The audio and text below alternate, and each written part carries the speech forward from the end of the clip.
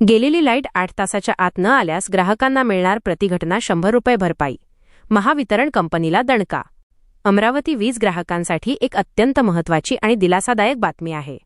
अनेकदा ग्रामीण आणि शहरी भागात तासनतास वीज पुरवठा खंडित राहतो, ज्यामुळे नागरिकांचे अतोनात हाल होतात.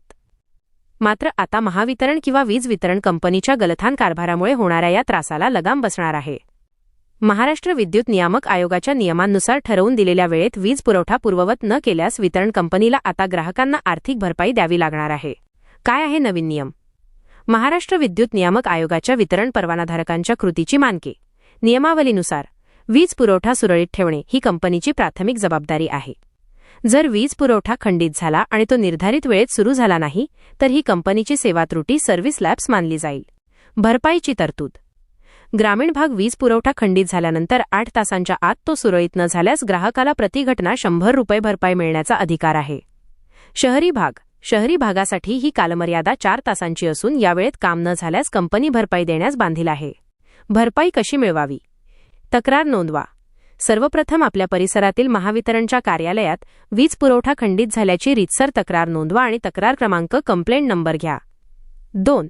अर्जाचा नमुना. जर ठरवून दिलेल्या वेळेत वीज आली नाही, तर आपण भरपाईसाठी लेखी अर्ज वितरण कंपनीकडे करू शकता. 3. नियमावलीचा आधार. तक्रारीत महाराष्ट्र विद्युत नियामक आयोग विनियम 2014 मधील कलमांचा संदर्भ द्या. महत्त्वाची टीप: नैसर्गिक आपत्ती, उदा. वादळ, पूर किंवा तांत्रिक बिघाडामुळे होणाऱ्या मोठ्या बिघाडांच्या परिस्थितीमध्ये ही भरपाई लागू होत नाही, परंतु कंपनीच्या साध्या ढिलाईमुळे होणाऱ्या विलंबामध्ये ग्राहकांना भरपाई मिळणे आता कायदेशीररित्या शक्य झाले आहे. या निर्णयामुळे आता वीज कंपन्यांना ग्राहकांच्या तक्रारींकडे अधिक गांभीर्याने पाहावे लागणार असून सेवेचा दर्जा सुधारण्यास मदत होणार आहे. सर्व ग्राहकांनी आपल्या हक्कांची जाणीव ठेवावी आणि सेवेत कसूर झाल्यास भरपाईसाठी पुढाकार घ्यावा.